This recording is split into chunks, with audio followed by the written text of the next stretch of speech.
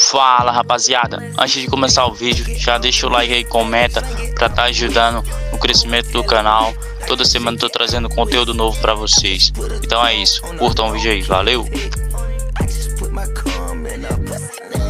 Tarde pra você, começando o Globo Esporte. Amanhã tem Flamengo e Atlético Paranaense ao vivo aqui na Globo, em 4 da tarde.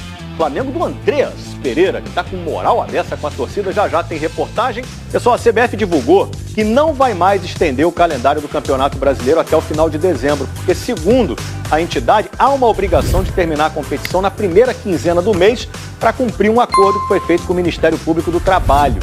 A ideia inicial era adiar esses jogos aí de clubes com jogadores convocados para seleções em datas FIFA.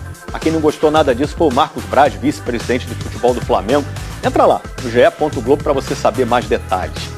Falando em Flamengo, gente, amanhã tem duelo rubro-negro no Maracanã, jogo importante, hein, contra o Atlético Paranaense, 4 da tarde, você confere aqui na Globo. E tem um cara que está há pouco tempo no Flamengo, mas já está chamando a atenção, hein. Ele chegou ao clube em agosto distribuindo elogio para tudo que é lado. O Flamengo é o maior clube da América. Todo estrangeiro e também os jogadores, meus amigos de clube, falam que se fosse jogar por um time na América do Sul ou no Brasil é o Flamengo. Algumas poucas atuações depois e já estava recebendo os elogios de volta. Andreas Pereira, segundo volante no time do Renato Gaúcho, mas pode ser meia também. Fez gol logo na estreia contra o Santos. Ganhou a posição de titular no super estrelado time rubro-negro. O jogador está emprestado pelo Manchester United da Inglaterra. E o Flamengo tem a opção de compra. Ele é um jogador de meio campo que sabe combater. Além disso, tem qualidades excepcionais para o jogador de meio campo. Principalmente virada de bola e a chegada perto da área para finalizar. Amanhã, Andreas Pereira estará em ação novamente. O Flamengo enfrenta o Atlético Paranaense, finalista da Copa Sul-Americana no Maracanã, pelo Campeonato Brasileiro.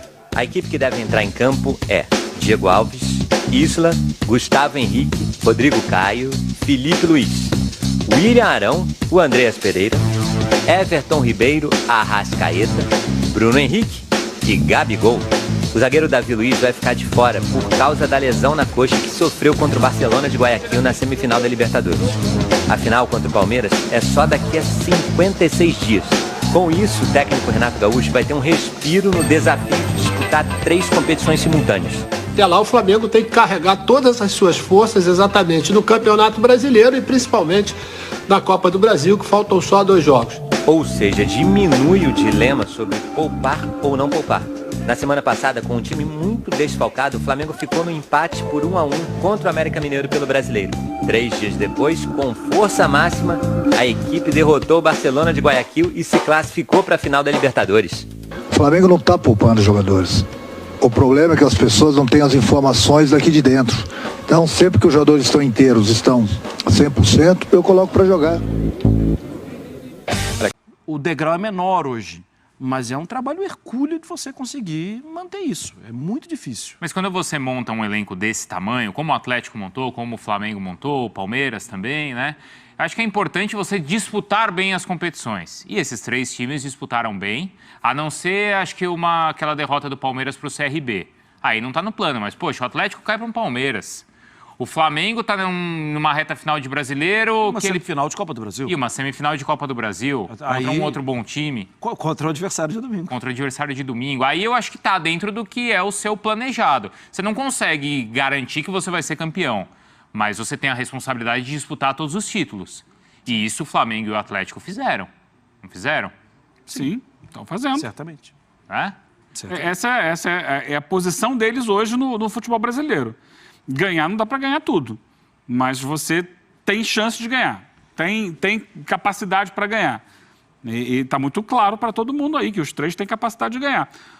A dificuldade é coexistir em 3, 4 competições. Num calendário que não te dá tempo para fazer isso. Mesmo com o elenco, vamos colocar, mesmo os reservas, tendo que jogar 3 vezes em uma mesma semana... não aguentam fisicamente, o desgaste é muito grande, enquanto a maioria dos adversários está jogando só o Campeonato Brasileiro. Do 27/11, o torcedor com certeza não esquece. E aí aquela questão, né, Mário Mar, de tríplice coroa, porque tá na Copa do Brasil, tá na final da Libertadores, está na briga ali perseguindo o Atlético e o Palmeiras lá pela parte mais alta da tabela. É também deve dar uma motivação, né, pelo amor de Deus, né? Sim, eu acredito que sim. E se me perguntasse isso há 10 anos, eu ia falar, não, isso é impossível, o futebol brasileiro é impossível. O Cruzeiro foi até em algum momento criticado, quando lá em 2013, destacou tríplice coroa também porque conquistou o estadual. Não é para criticar, eu entendo, porque era muito difícil naquela oportunidade conquistar o que conquistou. Então, assim, eu acho justo. Agora, o Flamengo pode ser, então, se colocar o estadual, fecha, né, tudo. Eu acho o papo que eu achava impossível já mudou de categoria para muito difícil. Mas antes era impossível. Peraí, se é muito difícil, era 0%. Tem uma luz ali. Impossível é 0%. Muito difícil é muito difícil, tá? Tem que respeitar, os outros times são fortes, estão na disputa, mas não é impossível mais. O brasileiro é o mais difícil de todos. Sim. Porque tem uma diferença para o primeiro colocado. Na verdade, hoje o Flamengo é o quarto colocado com jogos devendo, né? Não tem a garantia de que vai ganhar esses jogos. Sim. O brasileiro é o mais difícil hoje em dia. Claro que você tem que respeitar a dificuldade que ainda tem de semifinal e de final de Copa do Brasil e uma final. Mas uma final, o Flamengo já está, né? Que é a da Libertadores. Até a final da Libertadores são 17 jogos, Eugênio. 17. Demais, né? Ainda pode encaixar aí o do Grêmio aí que está faltando ainda. Né? Verdade. A questão toda é essa. E eu sempre concordo com o Marra, sempre coloquei assim, não dá para ganhar as 3 competições. E eu continuo achando que não dá para ganhar. Eu acho que o Flamengo vai ter enormes dificuldades para ganhar brasileiro do jeito que as coisas estão hoje. Tá? O panorama é muito difícil. Mas vamos pensar, ano que vem também vai ser apertado porque tem Copa do Mundo, né? Vai ter que terminar mais cedo. Mas num calendário mais ou menos ajustado, que nunca é perfeito, mas como era, vamos colocar assim, lá em 2019. Um pouco mais encaixado, sem ter que ficar colocando ali uma competição por cima da outra, aí talvez dê para pensar nisso. Entendeu? Talvez dê para pensar, olha, não está tão atribulado, não teve tanto problema de adiar jogo, dá. Mas hoje eu continuo achando que não dá para ganhar as 3. Mas não conquistar a tríplice coroa é algo que possa pesar pro torcedor, pro Renato? Não. Eu não vejo assim.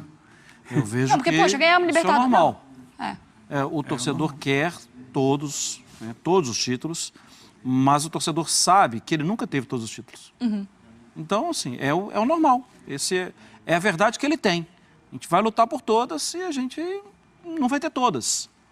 Porque nunca ninguém teve todas. Então, eu acho normal. E mesmo se um dia alguém tiver, será um feito extraordinário. Não é a regra, né? Sim.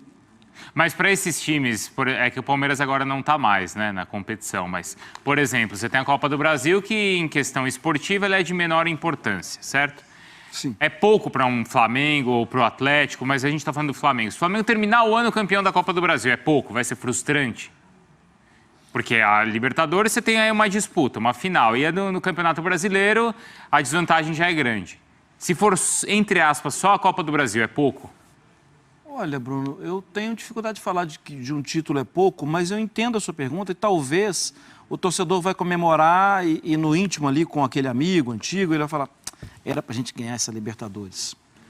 Eu acho que esse diálogo é um diálogo visível, só que conquistar um título é o que tem que ser feito, né? Porque, por exemplo, se o Atlético ficar com o título brasileiro, eu tenho certeza que não vai ser pouco pro Atlético. Por causa do contexto. Do contexto. O Atlético não conquista um título brasileiro há 50 anos. A Copa do Brasil é pouco? O Atlético só tem uma Copa do Brasil. O Atlético precisa voltar a ser um conquistador. Mas ainda assim o torcedor talvez pense, montou o time para ganhar a Copa do Brasil? Eu não acho esse diálogo impossível, tá? Acho que ele não vai ser 100% também. Mas eu não acho esse diálogo impossível entre torcedores. O Rogério Ceni terminou com o título do Campeonato Brasileiro e não foi suficiente pelo desempenho. Se o Renato termina com um título, mas com o desempenho que nós vimos até agora, tá tudo bem? A situação é completamente diferente? Difícil dizer, né? Porque a cobrança beleza, ganhamos o Campeonato Brasileiro, mas o time não está jogando. Com o Renato, ele está jogando o futebol que o torcedor se empolga mais, claro. Tem oscilado mais, né, recentemente. Cabeça de torcedor, porque tem que esperar um momento. Tem que esperar um momento. Acho que assim, o Flamengo foi campeão brasileiro e a questão de como ele foi campeão brasileiro impactou muito, né? E contra Rogério tinha uma questão que era a aceitação da torcida. Ela nunca aceitou. Sim, e é diferente do Renato. É diferente do Renato. O Renato tem muito mais, né, aceitação, muito mais identificação com a torcida do Flamengo. Eu não vou nem dizer porque ele foi jogador do Flamengo importante, mas pelo perfil dele mesmo, pelo jeito de ser dele, ele é muito mais bem aceito pela torcida do Flamengo do que era o Rogério. Então, o Rogério, eu acho que assim, o título brasileiro do ano passado deu uma sobrevida ao Rogério no Flamengo, em termos de relação com diretoria, com torcida e tudo, porque ele só ficou... vou tirar o cara que foi campeão brasileiro, não dá para tirar, segue ele. E eu acho que o Renato supera essa questão. Eu acho que ele vai acabar ganhando algum título, mas não vai ser o título que vai segurá-lo. Vai ser o Renato, pela maneira como ele é. E talvez ele ganhe 2, talvez ele ganhe os 3. Aí não tem como discutir. Mas eu acho que passa muito também pela personalidade e pela identificação com o torcedor. Que realmente é muito mais próximo do que o Rogério era. A gente está falando tanto desses jogadores do Flamengo, né, do Bruno Henrique, e quando a gente estava vendo ali os melhores momentos, o Arão apareceu muito bem, como sempre aparece. Como é que ele vai ficar para a história? Esse time já é histórico. Como é que o Arão vai ficar na história? Como merece? Deveria ser mais, menos? A história dele é muito bonita no Flamengo. Sim. Né? Desde a história do Botafogo ali, né? Não é, Eugênio? Sim. Vamos lembrar que o Arão era daquele time do Corinthians, mega campeão, só que ele era reserva. E aí ele vai no Botafogo, aparece bem no Botafogo, e a saída dele do Botafogo para o Flamengo foi muito conturbada, né? Porque tinha contrato e tal, passa por cima, não vai, renovação. E ele sofre muito para se estabelecer no Flamengo. Quando ele chega, o time não estava nesse estágio. Era um outro momento, ele fazia dupla com o Márcio Araújo. Sim. Lembra disso, né? Massa Araújo. Era uma cobrança muito grande em cima de ambos. A torcida do Flamengo sempre querendo mais. E ele sofreu, ele acabou sendo pivô de demissão de técnico. Eu lembro do jogo, foi o Barbieri? Não, foi o Zé Ricardo, que num jogo na Ilha do Governador botou o Arão de primeiro homem de meio campo, posição que ele faz hoje. Que loucura, né? E o Flamengo perdeu o jogo e o Zé Ricardo foi demitido logo depois da partida, ainda lá no estádio.